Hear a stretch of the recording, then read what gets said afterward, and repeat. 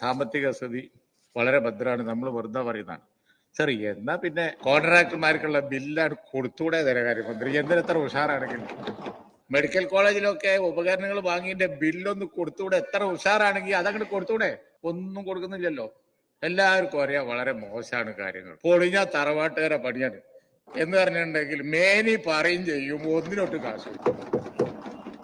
നാട്ടിലൊക്കെ നടക്കുമ്പോ trillion billion ഒക്കെ എഴുതി വെച്ചിട്ടുണ്ട്, വലിയ വലിയ ബോർഡ്. ട്രില്യൺ ലക്ഷ്യം. എന്നാ പിന്നെ ഈ ആളുകൾ എങ്ങനെ ബുദ്ധിമുട്ടിക്കേണ്ട വല്ല കാര്യമുണ്ടോ? പാവപ്പെട്ട ആളുകൾ ഉച്ചക്കഞ്ഞി, അതുപോലെ തന്നെ മലബാറിലൊക്കെ 70, 60, 80 കുട്ടികളെ വെച്ച് ഒരു ക്ലാസ് പഠിപ്പിക്കുക. ഇന്ന് രാവിലെ ബഹുമാനപ്പെട്ട വിദ്യാഭ്യാസ മന്ത്രി അപ്രൂവലിന്റെ കാര്യം പറഞ്ഞു. ആർക്കെങ്കിലും ശമ്പളം ഉണ്ടോ? എല്ലാ ഈ സെക്രട്ടേറിയറ്റിന്റെ പഠിക്കൽ വന്ന് കിടക്കല്ലേ? നിങ്ങൾ ഈ നമ്പർ 1 ആകാൻ വേണ്ടിയിട്ട് ഇവിടെ പ്രസംഗിച്ച പിന്നെ പൊന്നാനി മെമ്പർ ഉൾപ്പെടെ എല്ലാവരും ചെയ്തത് എന്താ വെച്ച് കഴിഞ്ഞാല് ഒറ്റ ചാട്ട. കേരളത്തിൽ നിന്ന് നേരെ UP-യിലേക്ക് ഒരൊറ്റ ചാട്ട.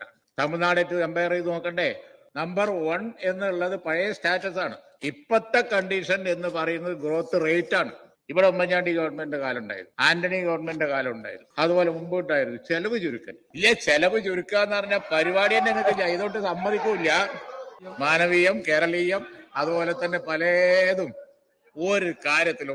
ഒരു കാര്യത്തിൽ ദൂരത്തിൽ പരസ്യം കൊടുക്കല്, ബോർഡ് എഴുതി വെക്കല്. ഞാൻ അതാ പറഞ്ഞത്, മേനി നടിക്കുന്ന കാര്യത്തിൽ യാതൊരു കുറവുമില്ല. ഇന്ന് UP-യും ബീഹാറും പോയി ഇപ്പോ അമേരിക്ക കമ്പയർ.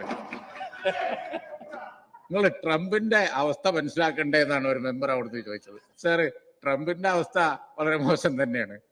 അദ്ദേഹം ചെയ്തുകൊണ്ടിരിക്കുന്ന എല്ലാം കൂടി ഒരു ദിവസം പൊട്ടും. നമ്മളും കൂട്ടത്ത് പൊട്ടണോ എനിക്ക് അറിഞ്ഞൂടാ, ധനകാര്യമന്ത്രി അങ്ങ് പറയും.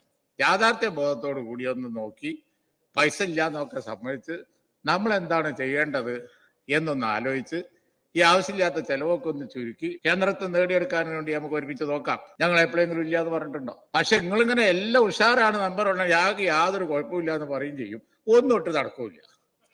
ഈ ഒരു കണ്ടീഷൻ ഇവിടെ ഈ മെമ്പർമാരെ കൊണ്ട് എനിക്ക് പറയാനുള്ളത്, ഈ മെമ്പർമാരെ കൊണ്ട് അവർക്ക് ബോധ്യമില്ലാത്തൊരു കാര്യം പറയിക്കരുത്.